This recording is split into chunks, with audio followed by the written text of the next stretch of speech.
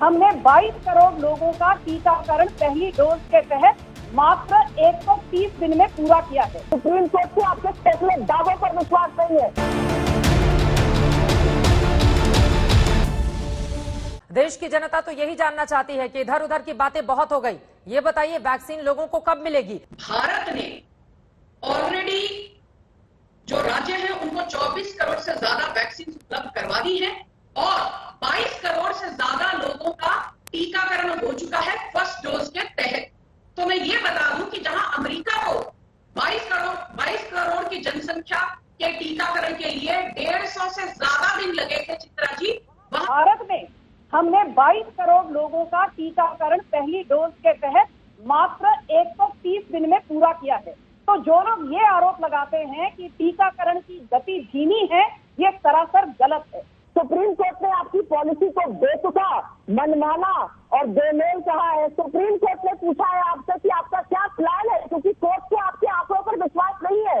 वो जानना चाहता है कि आपने किस डेट पर कितना ऑर्डर किया और उसके बाद क्या डिलीवरी मिली, आपकी आगे की प्लानिंग क्या है। सुप्रीम कोर्ट को आपके फैसले दावों पर विश्वास नहीं है। 18 से 44 वर्ष की उम्र का जो तीसरा राज्य सरकारों पर छोड़ा गया है, वो किस तरह से छोड़ा गया है?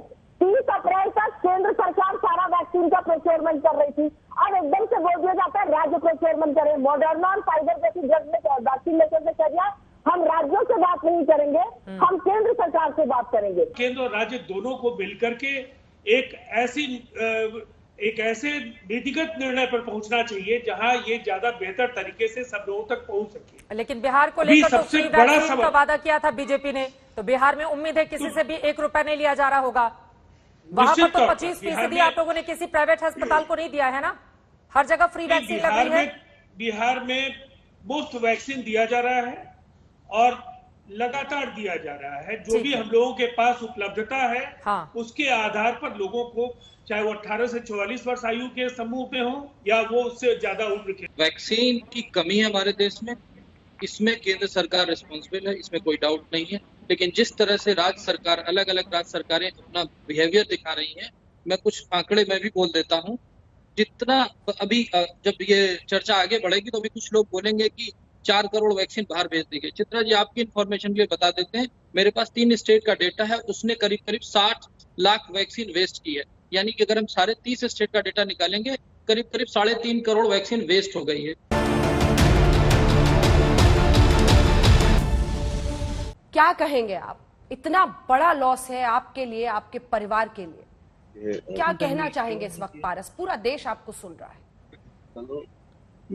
पूरी फैमिली जो है पापा पे डिपेंड थी। वो हमारी फैमिली के बैकबोन थे। अब हमारी फैमिली जो है टूट चुकी है और क्योंकि उनकी वजह से, उनकी डेथ की वजह से। तो वो चुनाव जीते थे, उन्हें निकाला गया था त्राल में से 90s में। तो अब चुनाव जीत के बने थे म्युनिसिपल कमेटी के प्रेसिडेंट। अब ये हादसा हो गया। अगर गारंटी नहीं दे सकते सिक्योरिटी की, तो कोई क्यों जाना चाहेगा वहां? घाटी में वापसी की, लोकतंत्र का हिस्सा बने, निकाय चुनाव लड़े, बीजेपी में भरोसा किया, सुरक्षा के दावे पर, वादे पर भरोसा किया, उनकी जान चली गई। क्या कहिएगा? एक बार फिर कश्मीर घाटी को इन पाकिस्तान के दरिंदे आतंकवादियों ने लहूलुहान किया है। श्री राकेश पंडिता जी, जो कश्मीरी हिंदू समाज, कश्मीरी पंडित समाज से संबंध रखते थे, 1990 के दशक में जब पूरी कश्मीर घाटी पाकिस्तान के इन आतंकी संगठनों ने दहला के रखी, उस वक्त भी उन्होंने हमेशा तिरंगा झंडा बुलंद रखा। जिस किसी ने भी इस साजिश में जो शामिल रहा होगा, वो बच नहीं पाएगा किसी सूरत में भी। इन दरिंदे आतंकवादियों ने कश्मीर घाटी को लहूलुहान किया है, कश्मीरियत को लहूलुहान किया है, वहां के भाईचारे को लहूलुहान किया है, अमन को लहूलुहान किया है। यहाँ एक तरफ सारी दुनिया कोरोना वायरस महामारी से जंग लड़ रही है और ये करतूत है इस पाकिस्तान की, ये करतूत है इन आतंकवादियों की। ये शर्म की बात इस देश के लिए है। ये हत्या इसके पिता के साथ साथ इस हत्या इस देश की है। ये हिंदुस्तान की हत्या है अंजना जी, ये कोई मजाक नहीं है। हर 3 महीने 4 महीने में एक हिंदू, कश्मीरी हिंदू मारा जाता है। मैं तो बोलता हिंदुस्तानी मारा जाता है। हमारे साथ ये खेल क्यों? हमारे आंसू बेच बेच के हमारे आंसू भी सूख गए अंजना जी। हमें नहीं चाहिए पॉलिटिकल पार्टीज की सांत्वना। ये पाकिस्तान ने किया, पाकिस्तान ने आतंकवादी भेजे, हमने क्या किया? ये कश्मीर में रहने वाले शख्स, ये जो पाले पोसे गए लोकल पॉलिटिकल पार्टीज ने कश्मीर में, पीडीपी हो, नेशनल कॉन्फ्रेंस हो, हुर्रियत कॉन्फ्रेंस हो, ये नहीं चाहते हैं कि कश्मीरी हिंदू वापस लौटे। ये सीरियसनेस समझनी चाहिए हमारे पॉलिटिकल डिस्पेंसेशन को।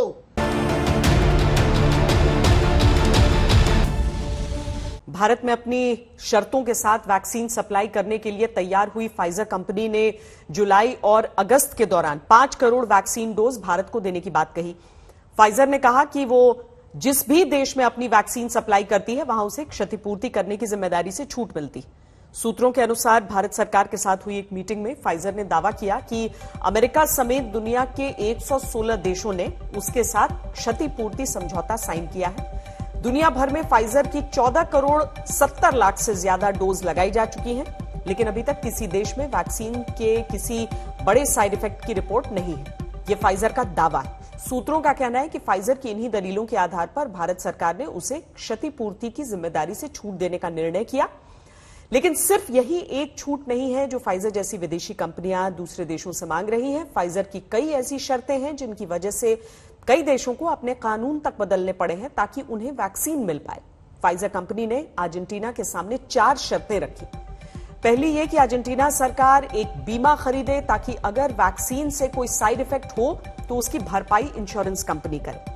दूसरी ये कि अर्जेंटीना सरकार इंटरनेशनल बैंक में कंपनी के नाम से अकाउंट खोलकर उसमें गारंटी मनी के तौर पर पैसा जमा करवाए। तीसरी ये कि अर्जेंटीना सरकार अपने देश में एक मिलिट्री बेस बनाए जिसमें फाइजर की वैक्सीन सुरक्षित रखी जाए। और चौथी शर्त ये कि अर्जेंटीना सरकार राजधानी में एक अलग दूतावास बनाए जिसमें कंपनी के कर्मचारी रहें ताकि उन पर देश के कानून लागू न हो। जाहिर है अर्जेंटीना जैसे देश को मजबूरी में फाइजर की शर्तें माननी पड़ी।